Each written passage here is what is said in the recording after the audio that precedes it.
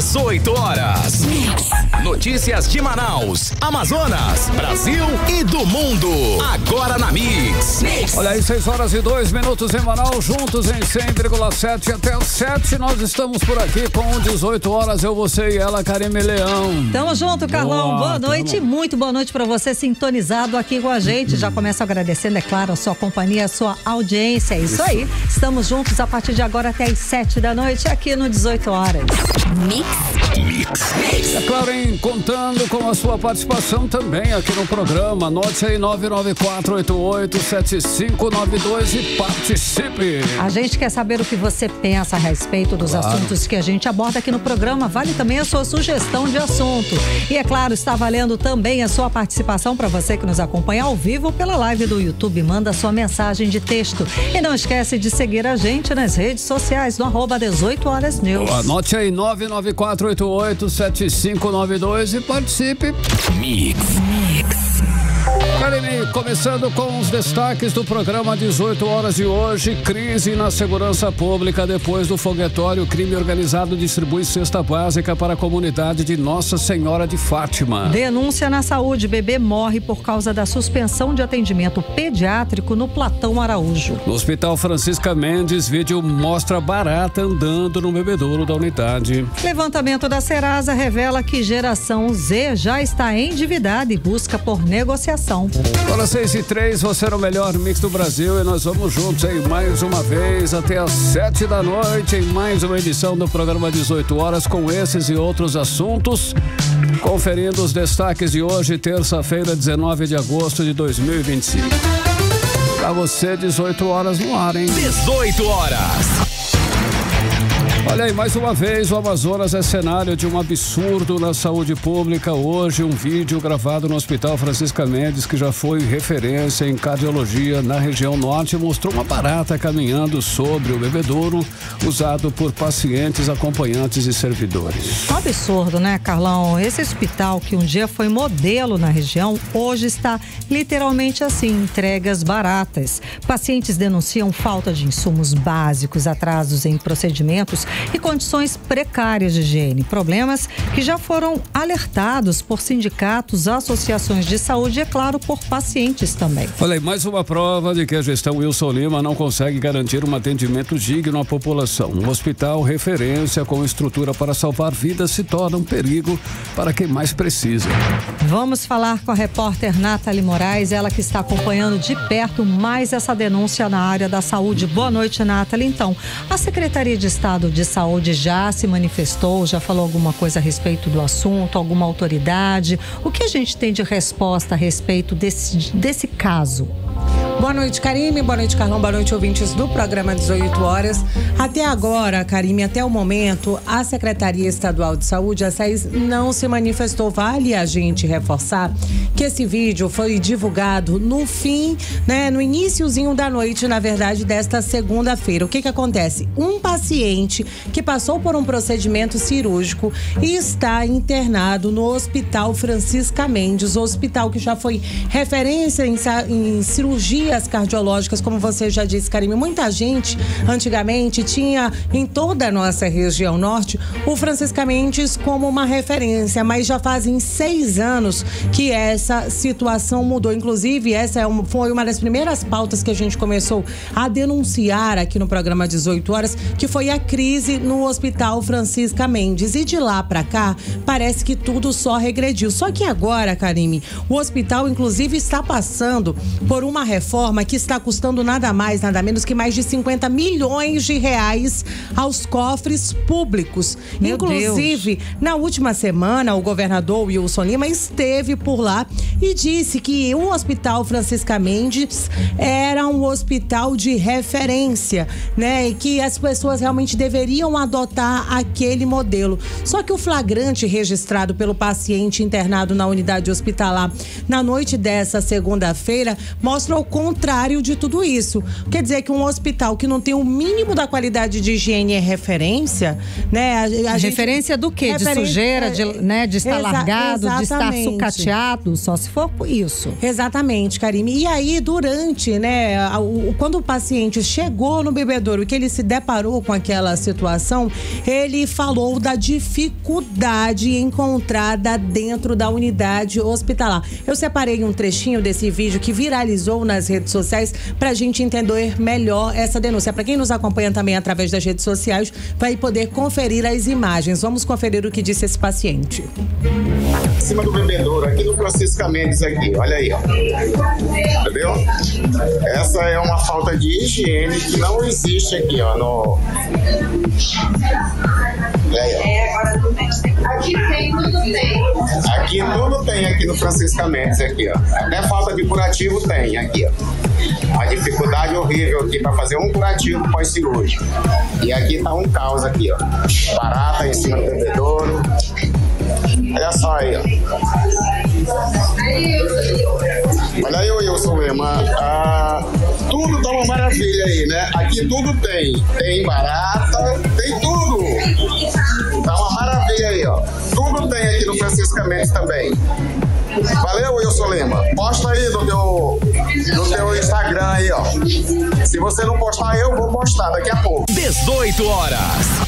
Karime, Carlão, esse paciente, ele preferiu não se identificar, mas é claro que esse vídeo repercutiu de forma muito negativa nas redes sociais, levantando críticas realmente sobre as condições estruturais e sanitárias do Hospital Francisca Mendes. Afinal de contas, né, esse paciente disse que aquela condição da barata ali naquele bebedouro não era única e específica daquela ala ali do hospital, que o hospital todo estaria infestado de baratas, né, que os banheiros estariam sujos. E a gente sabe que a higiene dentro de um ambiente hospitalar tem que ser prioridade. Assim como a sanitização, a gente não dá pra gente imaginar uma pessoa numa situação de pós-operatório de uma cirurgia cardiológica dentro de um ambiente sujo, sem a mínima condição ali de higiene. Só que assim, Karime, infelizmente essa é uma situação que não vem acontecendo somente na unidade lá do Francisca Mendes. Infelizmente, a nossa saúde realmente está entregue às baratas, a gente pode dizer assim, a gente está realmente a Deus dará. E aí a gente vai procurar ouvir mais pessoas que pudessem dizer pra gente como é que tá a saúde aqui no Amazonas. A gente vai ouvir agora a fala do Denison Vilar, ele que é líder do movimento Todos pela Saúde. Vamos conferir. Falar hoje sobre barata no ambiente hospitalar não é novidade, afinal de contas, a saúde pública está entregue às baratas. É triste as condições da saúde pública no estado do Amazonas. O Hospital Francisca Mendes está sendo gasto quase 50 milhões numa reforma, onde daria para construir um SPA, uma UPA e uma outra unidade. É válido a reforma? É válido, mas está gastando 50 milhões. E ter usuários do sistema de saúde mostrando barata, onde não há uma detetização adequada, onde não há uma fiscalização adequada para que aconteça esse tipo de situação, essa questão da barata no Francisca Mendes não é novidade para ninguém. É barata, é rato, é lixo, é uma condição deplorável da saúde pública no estado do Amazonas. É lamentável a gente ter 24 deputados, onde pelo menos 20 são coniventes com o pior governo da história do estado do Amazonas, que é o governo Wilson Lima. 18 horas.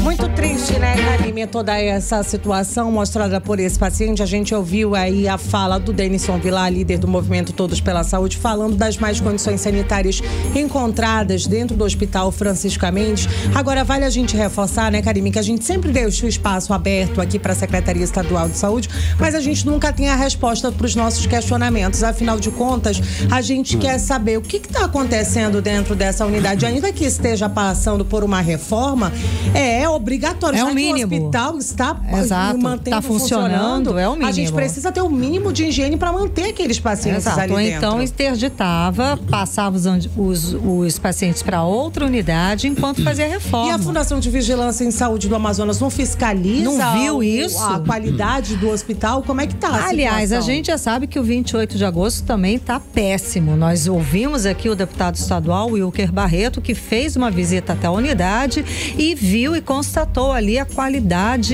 péssima qualidade que está o hospital, de infraestrutura, de atendimento para a população, banheiro sem tranca, sem papel higiênico. Um banheiro para 50 pacientes.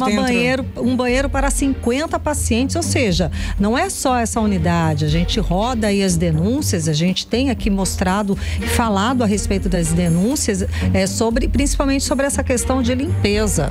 É muito precária, infelizmente, toda essa condição, e vale a gente reforçar que não é única e exclusiva no Francisca Mendes. Outras unidades hospitalares também vêm sofrendo aí com essas más condições, e olha que a gente não está nem falando de uma unidade que está sendo gerida por uma organização social de saúde. O Francisca Mendes ainda é administrado aí pela SES, né? E tem parte da responsabilidade da Universidade Federal do Amazonas, porque o Francisca Mendes ainda é um hospital universitário. Mas a gente realmente tem que chamar a atenção, porque hoje tem mais de 120 pacientes internados naquela unidade hospitalar, onde as condições sanitárias se encontram precárias. Eu vou lembrar aqui que o governador Wilson Lima sempre tem falado, né, nas publicidades a respeito da saúde pública do Amazonas, que temos aqui um padrão sírio-libanês, fazendo referência ao Hospital de São Paulo, ao Hospital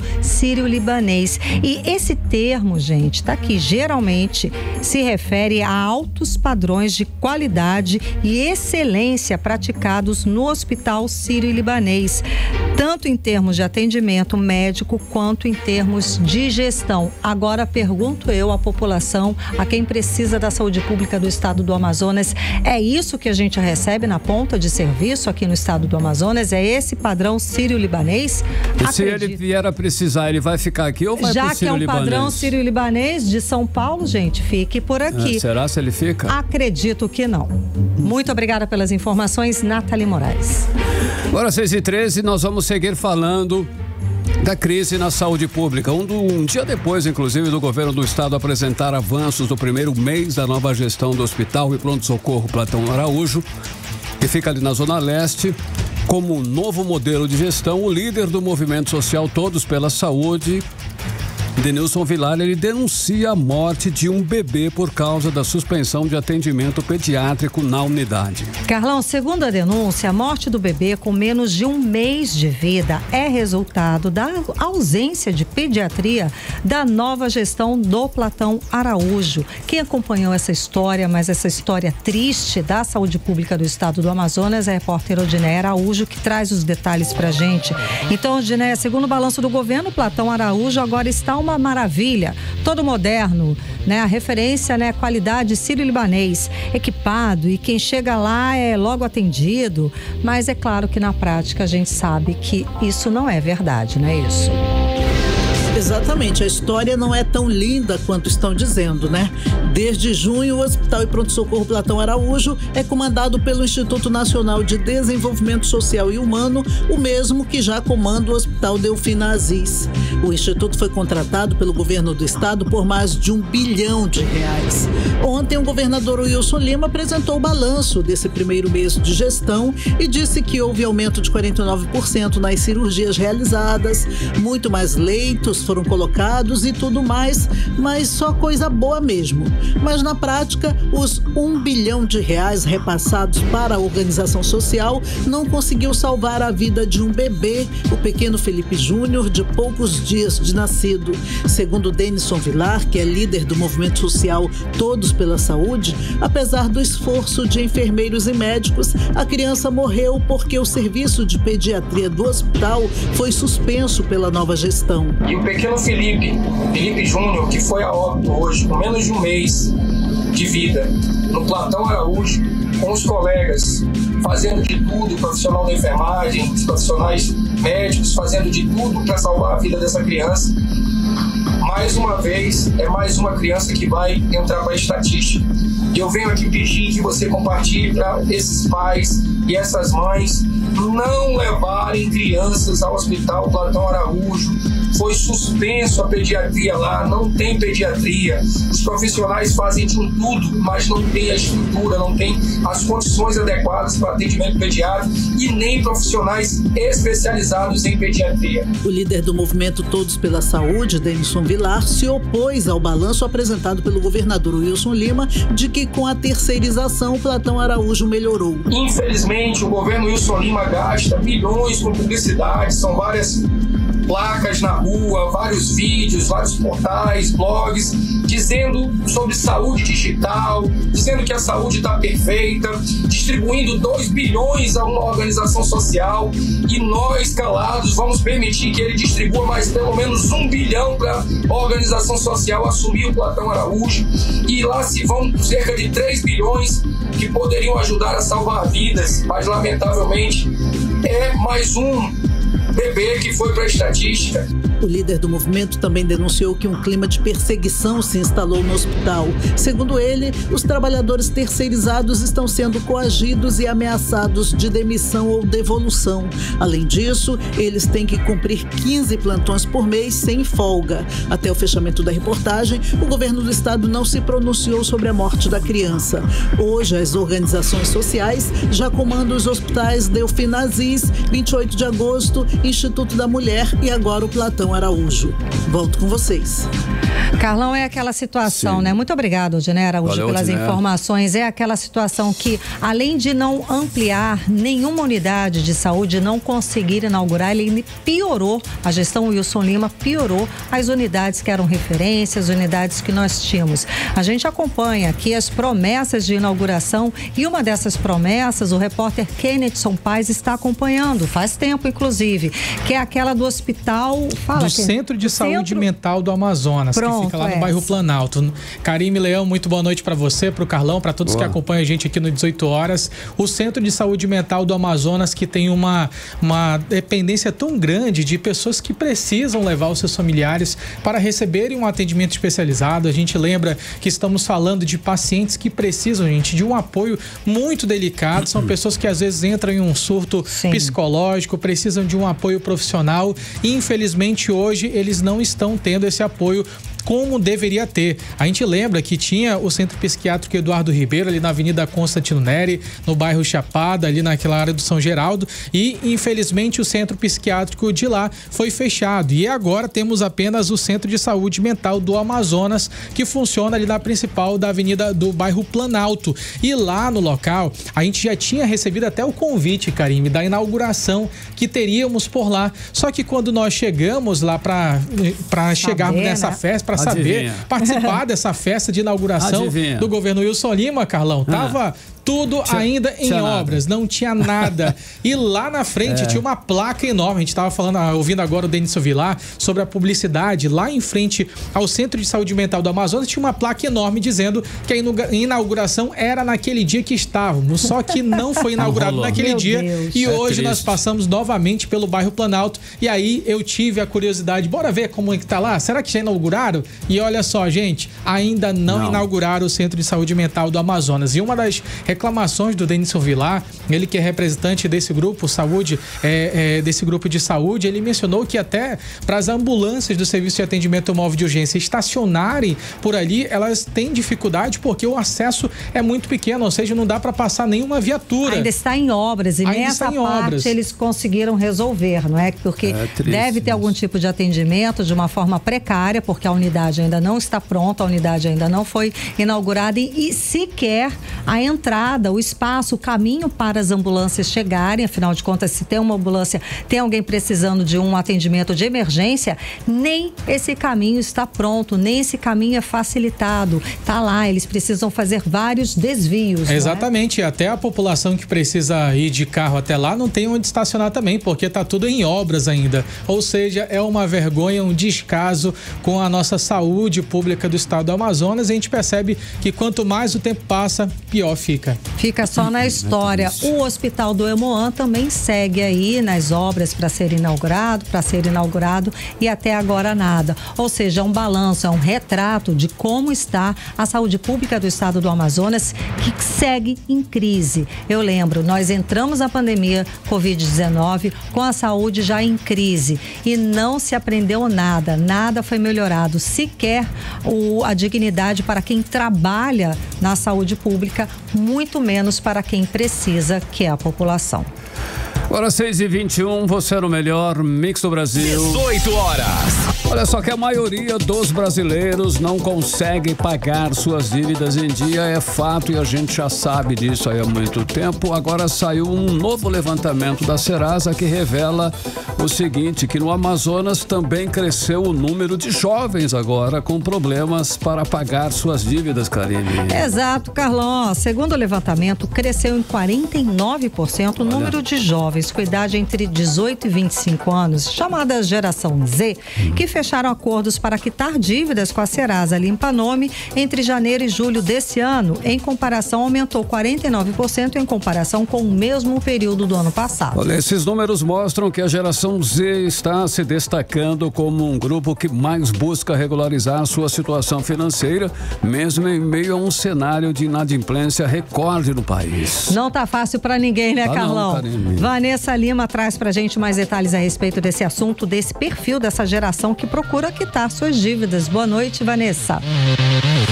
Boa noite, Karime, Carlão e ouvintes. Os jovens da geração Z procuram regularizar as dívidas principalmente por 3 motivos: acesso fácil a informações de educação financeira na internet, ofertas atrativas de negociação na plataforma Serasa Limpa Nome e a necessidade de manter o nome limpo para garantir oportunidades de crédito e até de empregos. A especialista em educação financeira da Serasa, Carla Pontes, comenta sobre o impacto dessa decisão. Os jovens dessa faixa etária, eles foram responsáveis por 54% das negociações. Isso mostra que eles estão tomando a iniciativa, de resolver suas pendências financeiras. O acesso facilitado às negociações tem sido essenciais para essa geração, Além disso, a pesquisa da Serasa revelou que 55% dos jovens já assumiram a responsabilidade pelos próprios gastos mensais e 39% ajudam nas despesas em casa. No norte, esses números ainda são mais altos, com 59,9% assumindo seus próprios gastos. Porém, a inadimplência ainda continua sendo um grande desafio. Em julho, o Amazonas somou mais de 1 milhão de inadimplentes, um aumento de 0,88% em relação a junho, cada um carregando em média R$5 mil de dívidas. Os bancos e cartões lideram as pendências, seguidos pelo varejo e pelas contas de água, luz e gás. No cenário nacional, a renegociação de débitos deu um salto de 11,4% entre janeiro e julho de 2025, na comparação com o mesmo período de 2024. E dentro desse movimento, a geração Z foi a que mais avançou, com um crescimento de 49% na plataforma Limpa Nome. Mais de 1,5 milhão de pessoas dessa faixa etária já renegociaram dívidas nos primeiros 7 meses do ano, elevando sua participação de 9,9% para 13,3% do total de consumidores em recuperação. Enquanto isso, brasileiros com mais de 65 anos foram o único grupo a reduzir suas negociações. O economista Altair Cordeiro destaca a preocupação da geração Z com o futuro. É uma nova geração que está preocupada em limpar seu nome e evitar que siga com um nome sujo na praça. Isso demonstra que está havendo por parte dos jovens um novo olhar em relação à disciplina do seu orçamento, uma disciplina econômica. Pode ser através das campanhas de incentivo à educação financeira, ou até mesmo eles cresceram vendo talvez seus pais, parentes e amigos endividados e tendo todas as mazelas que isso causa, Isso é importante continuar com as campanhas de educação financeira nas escolas para evitar que você entre numa ciranda financeira que só traz desaprumo e tristeza para as pessoas que devem. Para facilitar esse caminho, a Serasa reúne mais de 1.000 empresas parceiras e oferece 623 milhões de propostas de negociação, todas acessíveis e de forma 100% digital. Regularizar o nome não é apenas pagar dívidas, é um passo estratégico para realizar sonhos com segurança. Legal ter crédito, né, Karime? Sem dúvida, é legal que é uma galera responsável, preocupada em pagar suas dívidas. É isso aí, valeu, parabéns. Obrigada, Vanessa Lima. 18 horas. Karime, vamos dar aquele giro no trânsito e saber como andam as principais vias de Manaus. Vamos lá, vamos conversar com o repórter André Meirelles. André, conta pra gente por onde andas, André. Boa noite. Trânsito. Sim, Karime, Carlão, boa noite para vocês, aos ouvintes ligados 100.7. Vamos informações pela Caco Caminha de quem vai acessar a Avenida Brasil, trânsito intenso por lá, muitos veículos pela via, a mesma são se Avenida partidos por volta veículos acaba de André, um instantinho só, daqui a pouco a gente volta a te chamar, que tá picotando muito ainda, tá ok? Daqui a pouco a gente volta a te chamar e você atualiza pra gente as informações do trânsito da volta pra casa. Obrigada, André, até daqui a pouco. 6h26, você no melhor mix do Brasil. 18 horas. Olha só, no mês de luta contra a violência do gênero A, OAB Amazonas preparou uma atividade especial para fortalecer a autoconfiança e a segurança das mulheres, Karime. Exatamente, é um mês importante de luta contra a violência de gênero. E essa aula da OAB é uma aula gratuita de defesa pessoal para advogadas, aula também aberta para funcionárias da OAB e todas as outras mulheres interessadas. A gente pode participar também, viu? E quem conta mais pra gente sobre a ação é Odineia Araújo. Boa noite, Odineia. Nesta quinta-feira, dia 21 de agosto, às 5h30 da tarde, o Clube da OAB Amazonas vai se transformar em um espaço de força e aprendizado. A Comissão Permanente da Mulher Advogada da Ordem dos Advogados do Brasil, Seccional Amazonas, realiza uma aula gratuita de defesa pessoal voltada para mulheres.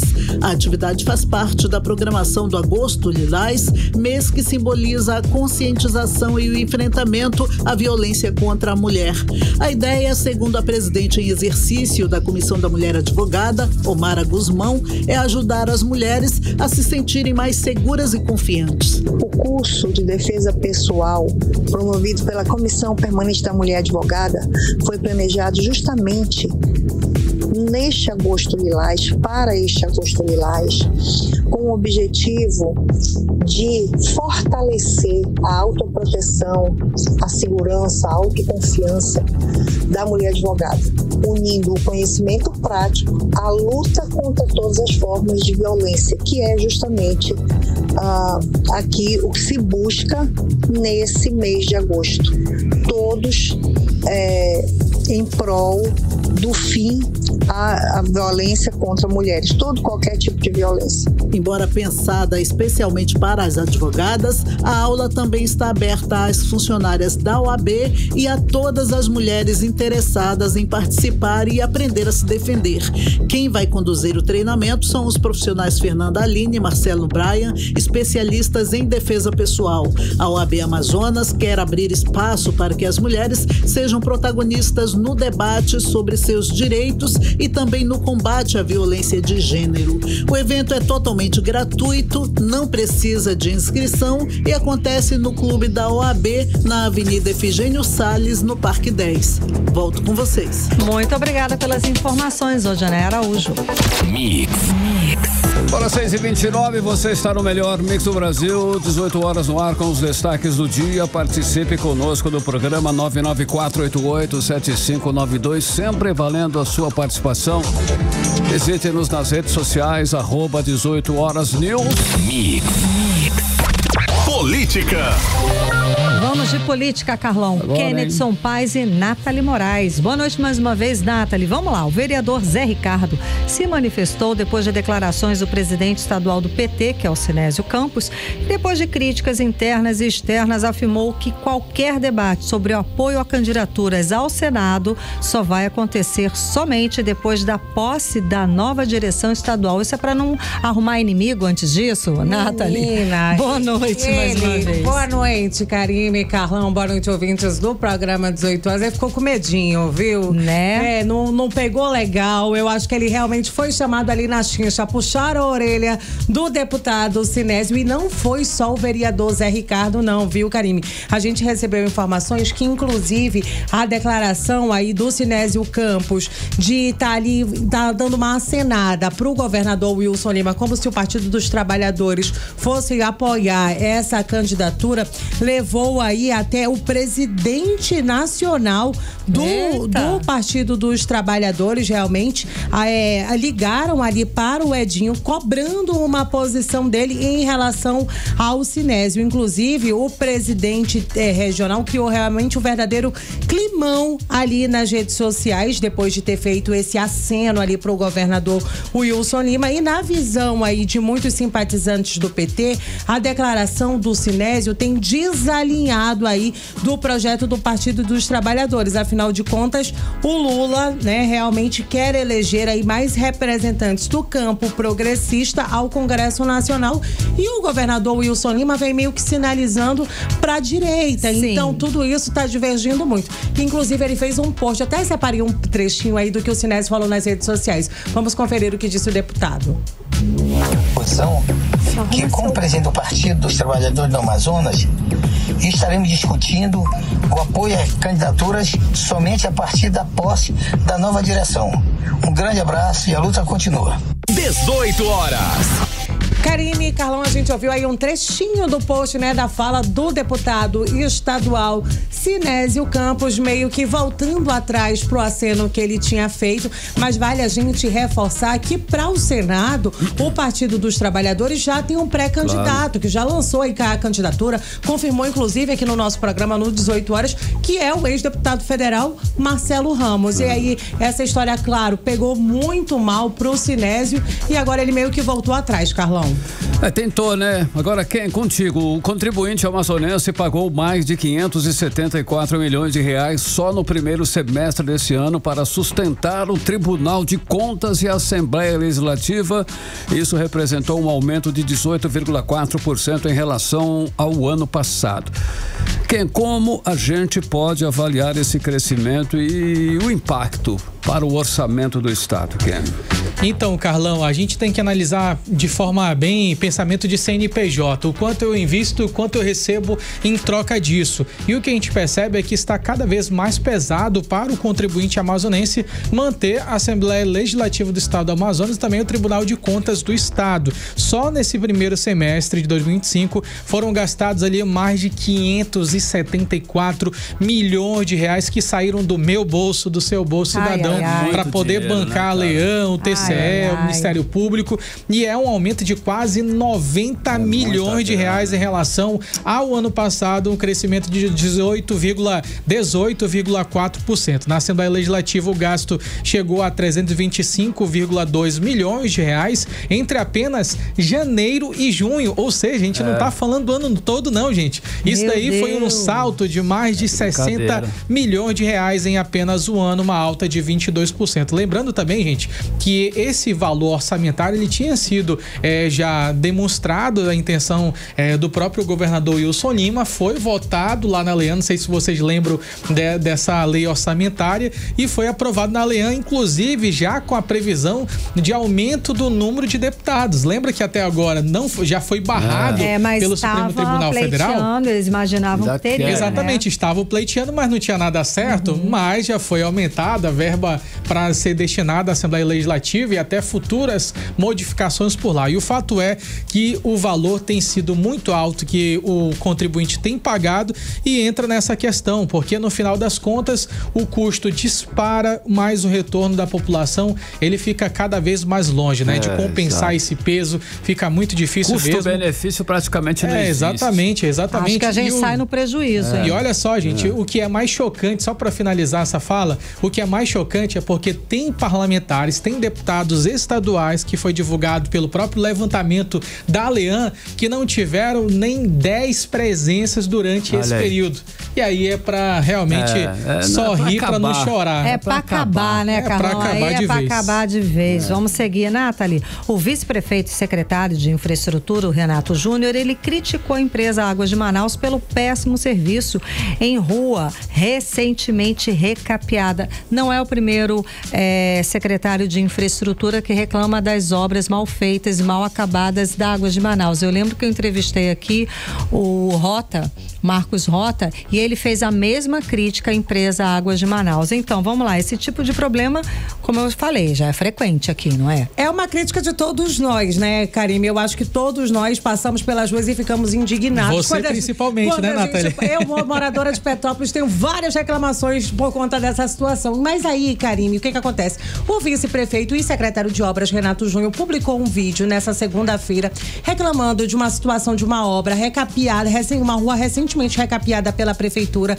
na zona norte de Manaus, onde a Águas de Manaus foi lá, quebrou tudo de novo e quando foi fazer a manutenção colocou um asfalto de péssima qualidade. Só que o que acontece? O vice-prefeito recebeu várias críticas nas redes sociais. Muita gente criticou dizendo que ele meio que estava falando óbvio, mas que a gente realmente precisava de uma ação mais incisiva por parte da prefeitura. E aí o Renato Júnior ouviu as críticas e hoje, Karine, ele foi à AGEMAN, ele foi à agência reguladora realmente cobrar e declarou uma guerra aberta aí entre a prefeitura e a Águas de Manaus. Ou a Águas de Manaus resolve a buraqueira que está na nossa cidade, ou a prefeitura vai cobrar e vai cobrar alto. Eu separei um trechinho aí desse vídeo divulgado pelo vice-prefeito Renato Júnior em visita à AGEMAN nesta terça-feira. Vamos conferir. Fiz uma postagem sobre a Água de Manaus e muitas pessoas me cobraram por mais fiscalização. Estou voltando aqui na AGEMAN e vou cobrar a agência reguladora para que a Água de Manaus venha refazer o trabalho de retapar, recalque desses buracos que estão voltando a aparecer no serviço que eles fizeram. A gente vai lá, recapeia a rua, recebe o cronograma com antecedência e parece que espera recapear para enrasgar. A gente está colocando à disposição de vocês o IMU, que vai ser olhos para denunciar esses locais que já foram feitos esse serviço, que foi feito o serviço com péssima qualidade, e a gente vai pedir para eles refazerem. Ou seja, eles vão ter que fazer 2 vezes o trabalho, porque não fizeram bem feito a primeira vez. 18 horas.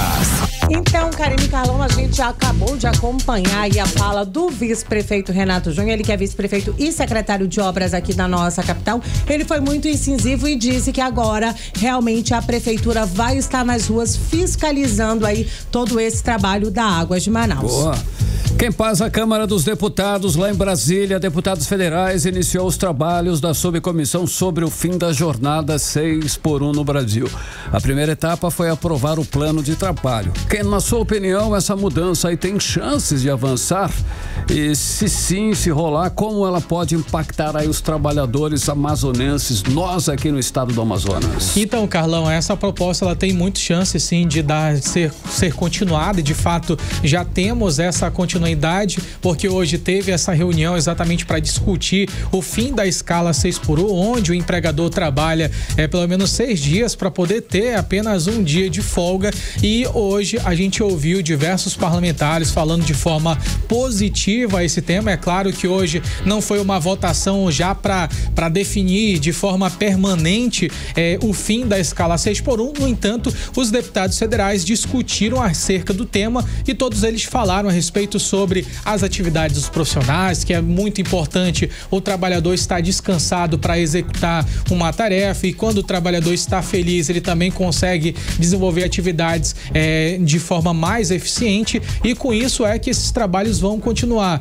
A gente ouviu ainda há pouco a comissão que estava analisando essa instalação da primeira discussão sobre o plano de trabalho, e foi mencionado que a expectativa é que agora no dia 2 de setembro volte a ter uma outra reunião para poder ser aprovado ali um plano, e depois de aprovado esse plano comece um cronograma de trabalho que deve ter pelo menos 90 dias para poder formalizar essa documentação, falando assim às claras, dias. É uma documentação, um relatório de como isso vai acontecer. Lembrando que existem vários outros pontos que precisam ser destacados, porque não é só reduzir a escala, é em questão também salarial, pode impactar na questão dali dos microempresários, daquele pequeno empreendedor, vai dificultar, porque se ele reduzir a escala de trabalho de um, vai ter que contratar mais outro funcionário, ou seja, esse assunto é abrangente, precisa estar bem amarrado, senão com certeza não vai passar adiante. Mas a discussão,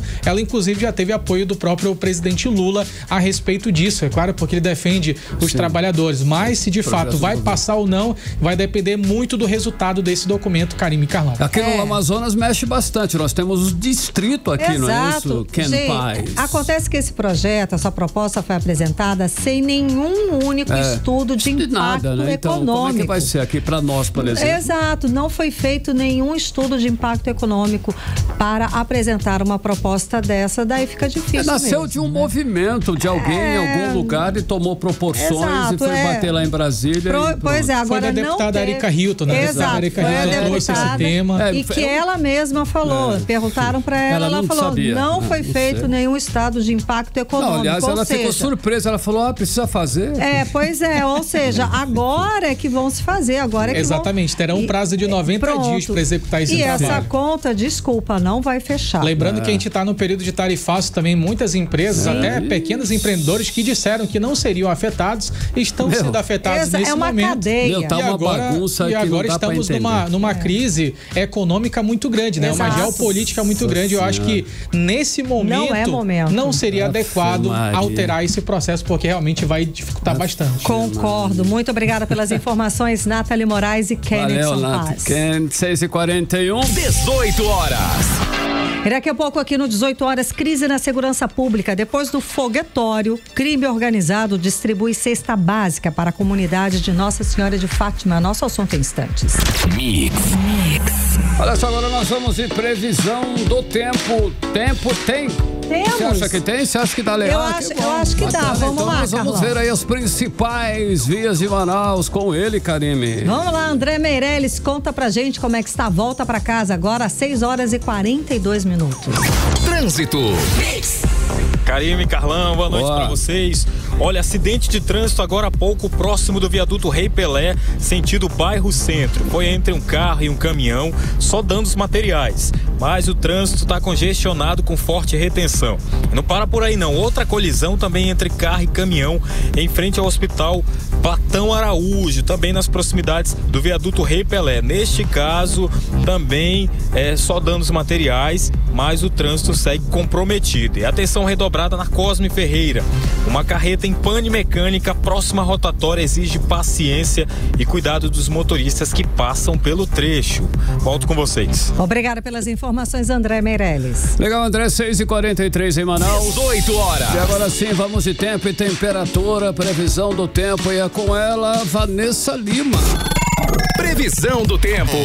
Boa noite, Karime, Carlão e a todos que acompanham a previsão do tempo aqui com a gente no 18 horas. Terça-feira com um sol radiante, altas temperaturas e sensação térmica pra lá de intensa. Agora à noite a previsão é de céu predominantemente limpo, ventos suaves e nenhum sinal de chuva para a noite desta terça. E agora vamos falar sobre o clima de amanhã, 20 de agosto, quarta-feira. Segundo o Clima Tempo, a quarta segue o mesmo ritmo climático de hoje. Temperatura beirando os 33 graus e umidade intensa. Na parte da tarde, temos 20% de chance de uma chuvinha isolada em alguns pontos da cidade para diminuir o calor. E à noite, a temperatura cai para os 26 graus, o céu permanece claro, quase sem nuvens, e temos uma chance baixa, quase nula, de termos uma chuvinha, um sereno para a noite desta quarta-feira. A temperatura varia entre mínima de 26 e máxima de 34 graus e a umidade relativa do ar fica em torno de 55 a 92%.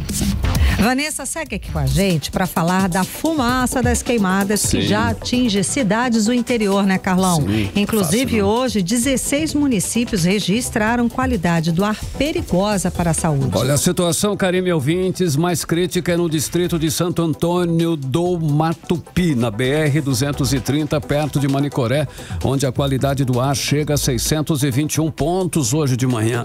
Para a gente ter uma ideia, 160 pontos já é considerado péssimo péssimo para a saúde, chegou aí a 621. Imagina a situação, Vanessa Lima. Então, essa situação é preocupante, sim, porque nós, nos últimos 2 anos, passamos aqui por vários episódios de fumaça aqui na cidade de Manaus. Ainda não tivemos tantas, assim, semanas como tivemos nos últimos anos. Agora, o que é importante é a gente saber como conviver, infelizmente, com essa fumaça, não é, Vanessa? Infelizmente. Então, Karime, Carlão e ouvintes, eu vou dar aqui a lista dos municípios mais afetados pela qualidade do ar, que eles são Apuí, Humaitá, Borba, Boca do Acre, Pauini, Lábrea, Beruri, Envira, Eironepé, Carauari, Benjamin Constant, Tabatinga, Jutaí e Fonte Boa. Essa qualidade péssima do ar potencializa crises de asma, bronquite e ataques cardíacos, especialmente entre crianças, idosos e quem tem aquelas doenças crônicas, né? E olha só, esses indicadores, eles não servem só pra gente se alarmar. Eles orientam os serviços de saúde e reforçam o atendimento emergencial, a deslocarem equipes para as regiões mais afetadas e até prepararem leitos para as possíveis internações respiratórias. A infectologista Ana Galdina reforça sobre os cuidados a serem tomados nessas épocas. Vamos ouvi-la.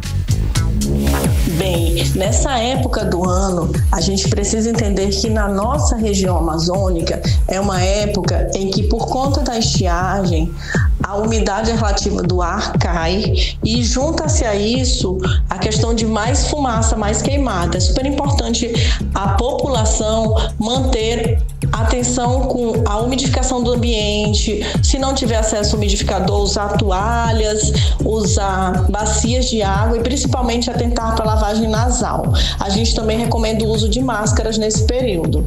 Atenção principalmente para crianças e idosos. 18 horas. E olha só, as secretarias de saúde, elas usam esses dados para emitir os boletins diários, né? Acompanhando a qualidade do ar e recomendar o uso de máscaras e até suspender aulas em áreas onde o ar esteja irrespirável. Aqui em Manaus, embora a gente ainda esteja um pouquinho longe desses picos tão altos, a previsão de mais queimadas e do processo de seca dos rios, que nós já estamos vendo, exige que a população já adote medidas preventivas, como manter janelas fechadas em dias que o ar esteja mais poluído, ter sempre um purificador de ar em casa, mesmo que seja aquela toalha úmida, hidratar-se bem e ficar de olho nos aplicativos de qualidade do ar. Karime, Carlão e ouvintes. Muito obrigada, gente. Chegou nessa época do ano, infelizmente, a gente tem que ficar atento a isso. Obrigada pelas informações, Vanessa Lima. Agora 6h47.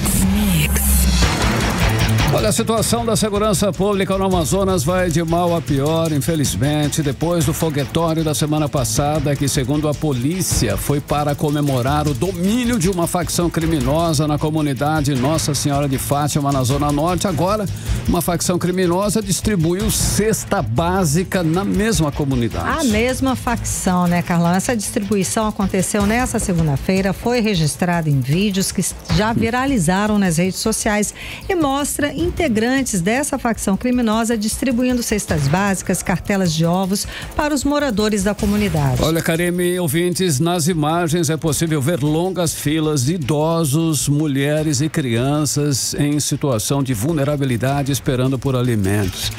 Uma ação que deixa clara a completa falta da presença do Estado e revela mais uma vez a falência total da segurança pública no nosso estado aqui no Amazonas. Karime. Aquela velha história, enquanto a gestão do governo Wilson Lima, ele e o secretário de Segurança, eles mostram incapazes de controlar a violência, quem aproveita para ocupar esses espaços dentro das comunidades são as facções criminosas. Isso é lógico, é óbvio, é um movimento que acontece desde que o mundo é mundo. Esse cenário, Karime, mostram um Amazonas em caos, onde a ausência do Estado, a ineficiência da segurança pública e a falta de políticas públicas deixam a sociedade simplesmente à mercê do crime organizado. E quem está acompanhando esse assunto de perto é o repórter Kennedy Sampaio, que volta a conversar ao vivo aqui com a gente do 18 horas. Boa noite mais uma vez. Então, essa ação é um sinal claro do quanto as facções criminosas estão ocupando o vazio desse governo, dessa gestão. A Secretaria de Segurança Segurança Pública já se manifestou a respeito do assunto, Kennedy? Oi, Karine, muito boa noite novamente para você, para o Carlão, para todos que acompanham a gente aqui no 18 horas da Mix. Então, até o momento, a Secretaria de Segurança Pública do Estado do Amazonas ainda não demonstrou um parecer positivo em relação a esse tema. Eu acredito que seja um tema muito vergonhoso, até mesmo para a própria Segurança Pública do Estado do Amazonas, pelo fato que tem acontecido. A gente noticiou aqui no 18 horas sobre o foguetório, que era a comemoração de uma facção criminosa que teria ganhado novos territórios do tráfico de drogas na área da Zona Norte de Manaus, lá na comunidade Fazendia, no bairro Cidade de Deus, na Zona Norte de Manaus. A gente viu ali esse escárnio contra a segurança pública do Estado do Amazonas e também uma demonstração de força para a sociedade que o tráfico de drogas é que comanda a área da Zona Norte de Manaus. Pelo menos esse é o recado do crime organizado. A gente não está fazendo apologia aqui ao crime organizado, defendendo as ações do crime organizado, não. Estamos noticiando. A gente está noticiando o fato que está acontecendo e como eles têm dominado, infelizmente, a nossa capital amazonense. E agora essa cena, gente, é de realmente causar calafrios, onde a gente vê uma grande quantidade de pessoas ali da comunidade da Fazendinha que de fato precisam. Elas não foram para fila para receber cesta básica, receber cartela de ovos, porque elas não precisavam, não. São famílias que dependem de alimentação, precisam disso e fizeram uma fila extremamente longa. E aí você lida com aquela realidade da população. Será que eu ainda continuo apoiando essa gestão? Será que eu continuo apoiando o poder público ou eu continuo apoiando agora esse pessoal do tráfico na minha comunidade? Isso começa a gerar um problema muito sério, Karine. Sem dúvida alguma. Na cabeça dessas pessoas. Onde o Estado não atua, a criminalidade entra com força, gente. É um paralelo com o Estado do Rio de Janeiro. Foi o que aconteceu lá. Temos vários exemplos disso. Temos vários exemplos. E não só no Brasil também. E o mais forte aqui é o Rio de Janeiro. É o que acontece por lá. E a gente sabe que esse tipo de ação não é uma ação só boazinha, como eles tentam demonstrar. Na realidade, não. É realmente mostrar para a comunidade quem é que está na frente e chega a dar essas migalhas para que a população ela consiga não aceitar. A situação é tão trágica que não tem nem o que fazer. Na realidade, eles não tem nem o que fazer. Eles só podem continuar seguindo a vida deles mesmo e orar para Deus e entregar a vida deles todo dia para que nada aconteça. Verdade. Mas o fato é que enquanto às vezes a população recebe essa alimentação, também, né? São reféns, Calão. Infelizmente, os filhos dessas famílias às vezes são recrutados para o crime organizado. Os filhos dessas famílias acabam morrendo nas mãos do crime organizado. E o fato é que enquanto muitas pessoas forçam a acreditar que tudo mudou durante essa gestão, a gente tem números que são inegáveis, gente. A gente tem em 2023 o registro de 1.555 homicídios, a quarta maior taxa do Brasil. O resultado foi de 36,8% por 100 mil habitantes, gente. E aí foi também o segundo estado com maior taxa de feminicídio, 5,9 mulheres mortas a cada 100 mil habitantes. No campo da violência sexual contra crianças e adolescentes, o cenário é ainda mais chocante. Tivemos um crescimento de 184%. E esses dados, eles mostram a veracidade de tudo que a gente está falando. A gente não está criando aqui histórias, a gente está falando o que acontece e dados que comprovam a realidade dessa gestão. A gente ouviu ainda há pouco o especialista em segurança pública, Amadeus Soares, e nós questionamos dele, que já foi, inclusive, secretário, e perguntamos dele a respeito sobre esse cenário. O que a população está vivendo nesse momento? Por que disso tudo está acontecendo? Vamos ouvi-lo. Boa noite, Kennedy. Boa noite, os ouvintes da Rádio Mix. De fato, os criminosos bem à vontade, distribuindo rancho para as comunidades, sem nenhuma viatura, sem nenhum policial, sem ninguém do sistema de segurança para acossá-los. Isso de fato demonstra que nós estamos entregues nas mãos da criminalidade e que o governo está perdendo, se é que não já perdeu, a guerra contra o tráfico de drogas na cidade de Manaus e no estado do Amazonas. De fato, uma vergonha. É um dia para nós esquecermos. 18 horas. É um dia que realmente devemos esquecer, porque o escárnio tá demais. E como a gente sempre menciona aqui, se a segurança pública do Amazonas não controlar essa realidade, a gente vai continuar vendo isso mais vezes aqui na nossa cidade. É uma triste realidade essa crise na segurança pública, infelizmente. Obrigada pelas informações, Kennedy Paz. Cara, me dando aquele giro final no trânsito.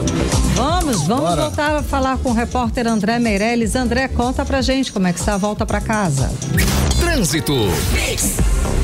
Olha, Karime, Carlão, agora há pouco tinha um veículo em pane mecânica na antiga Avenida Paraíba, aqui na Humberto Calderaro, só que já foi removido agora há pouco. Então esse veículo estava deixando o trânsito bastante lento. A gente tem outras informações também do trânsito pela Avenida Altasmirim, que fica na esquina com a Rua Perimetral 2. Por lá, aquele trânsito nosso de cada dia, fica esse trecho todo carregado. Muitos veículos pela via, se dá conta aí por aquele semáforo que tem, acaba tendo retenção semafórica. Volto com vocês. Muito obrigada pelas informações, André Meirelles. 6h55. Mix.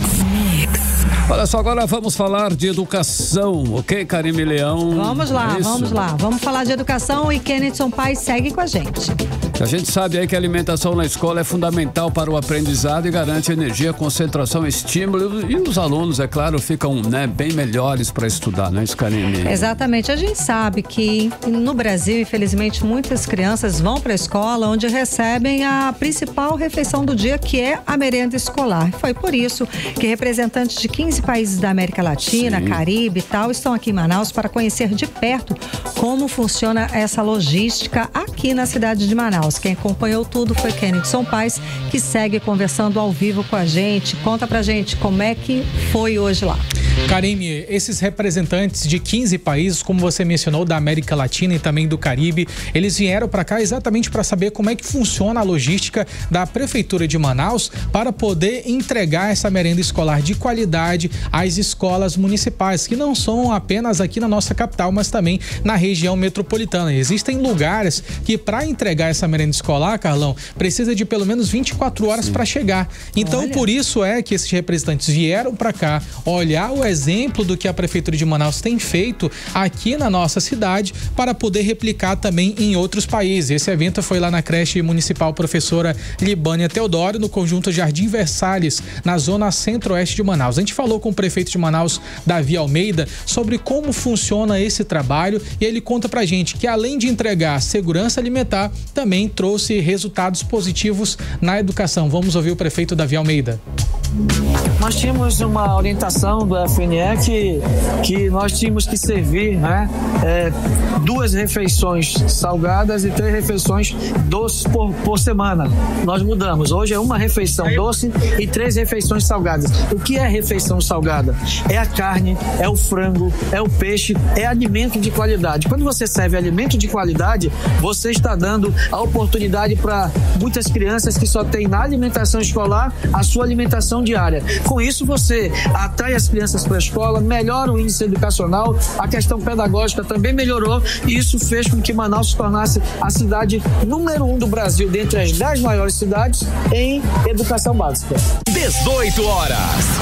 E é muito importante esse reconhecimento, porque essa visita dessa comissão, ela de fato representa que outros países estão olhando o modelo que a gente tem exercido aqui em nossa capital como uma grande referência que eles podem replicar. Lembrando que aqui na Amazônia a gente tem uma realidade muito específica, a gente tem uma logística diferente, que a maioria das vezes a logística funciona através das nossas águas, pelas águas do Rio Amazonas. Então é algo muito característico, mas que dá para adaptar nas diferentes regiões de outros países. Essa ação ela foi organizada pela ABC, que é a Agência Brasileira de Cooperação, pela FNDE, que é o Fundo Nacional de Desenvolvimento da Educação, e também pela FAO, Organização das Nações Unidas para Alimentação e Agricultura. Juntas, essas instituições elas querem fortalecer a troca de experiências e também aproximar políticas de merenda escolar que fazem diferença na vida de milhares de crianças. E quem falou pra gente sobre essa alimentação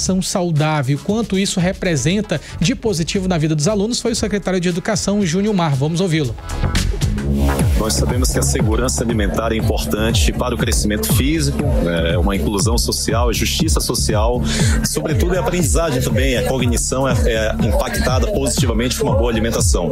Isso nós temos sentido aqui na prática. Cada prato servido aqui na CEMED de Manaus representa equidade, representa crescimento, tem as potencialidades que são desenvolvidas, as capacidades de cada criança.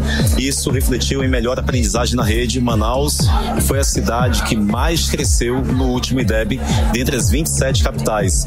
E isso daí é reflexo de um todo, com suporte pedagógico, com suporte alimentar, toda uma rede unida em prol de um crescimento da cidade de Manaus. 18 horas. Durante essa reunião também, Karime, a gente até chegou a perguntar a respeito sobre o prefeito de Manaus, Davi Almeida, sobre como é que ficam os agricultores familiares. E ele mencionou que através do trabalho de pavimentação dos ramais, muitas famílias que vivem nessa área mais rural, que vivem na região metropolitana, elas conseguem escoar essa alimentação de forma mais rápida. E aí o que acontece? A própria prefeitura, ela recebe esse material, faz a aquisição de produtos que são produzidos na própria região deles e aí consegue introduzir na alimentação para essas crianças. Então é uma alimentação saudável que realmente garante mais uma alimentação boa para que as crianças consigam ter resistência, foco e força para poder estudar. E durante esse evento também foi destacada a importância de olhar para essa realidade amazônica para poder pensar políticas públicas voltadas não apenas para o restante do Brasil, mas também para cá, para o Amazonas. Vamos ouvir a Fernanda Copaíba, ela que é presidente da FNDE. Vamos ouvi-la. E pra gente que está lá em Brasília, é importante conhecer isso, porque a gente formula a política pública e não pode achar que todo o ambiente do Brasil é o que acontece em Brasília, né? Logicamente, Brasília, o Distrito Federal tem as suas peculiaridades, mas o Brasil realmente ele é vários Brasis e a gente precisa respeitar e nada como via em campo para conhecer essa realidade. 18 horas. E essa é a mensagem que fica, né? Que a merenda escolar, ela não é um detalhe, ela é uma estratégia da educação e que garantir para essa criança a energia, para ela poder estudar, ela é tão importante como até um professor, um material didático. E enquanto isso for feito de forma com muita qualidade, é claro que a educação também vai caminhar junto com dignidade e também bons resultados, né, Karine? Sem dúvida alguma, muitíssimo obrigada pelas informações. Minha avó já dizia, saco vazio não para em pé, não é? Obrigada, Kennedy. 18 horas. Karime, vamos lá. Esporte no Brasileirão, meu povo. O Flamengo está se aproximando cada vez mais do topo, mas ainda falta muito. Após o empate entre Mirassol e Cruzeiro, o rubro-negro abriu 4 pontos de vantagem para o vice-líder, o Palmeiras. E o Flamengo venceu o Internacional por 3-1 no Beira-Rio, enquanto o Cruzeiro somou só 1 ponto no Maião.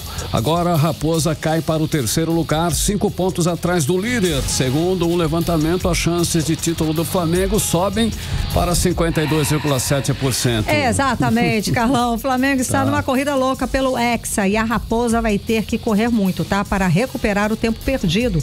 Enquanto isso, no Brasil e no mundo, Jorge Jesus já está chegando com tudo pelo Al Nassr. Venceu o Al Ittihad por 2-1, mesmo com um jogador a menos, e pode levantar o primeiro troféu da temporada. Cristiano Ronaldo também está na disputa pelo segundo troféu na Arábia Saudita.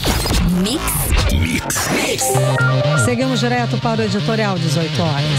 Editorial 18 horas. Olha, o governador Wilson Lima anunciou ontem que o Amazonas já realizou 201,6 mil cirurgias em 2025. Ora, no Sistema Único de Saúde, o SUS, uma cirurgia é considerada qualquer procedimento médico invasivo que envolva manipulação de tecidos ou órgãos. Portanto, é bem claro, e também tem o objetivo de tratar doenças, corrigir deformidades ou melhorar a função corporal, também está incluído. Ou seja, a cirurgia é um termo amplo para procedimentos médicos. É necessário, hein? Os números oficiais do governo não dizem muito. É preciso detalhá-los com o número de cada tipo de procedimento. Só assim a população terá a visão sobre quais cirurgias estão ou não sendo feitas, se são apenas os famosos curativos que são incluídos como os chamados pontos, ou se são cirurgias especializadas que ainda formam filas de pacientes do Sistema Único de Saúde que não foram realizadas. Esses números deveriam ser cobrados pelos órgãos de controle para que os dados se tornem transparentes a todos os interessados. Manaus, 18 horas. Karime 73, boa noite. Um beijo, até amanhã. Você ouviu 18 horas. As notícias do Brasil e do mundo. De volta amanhã.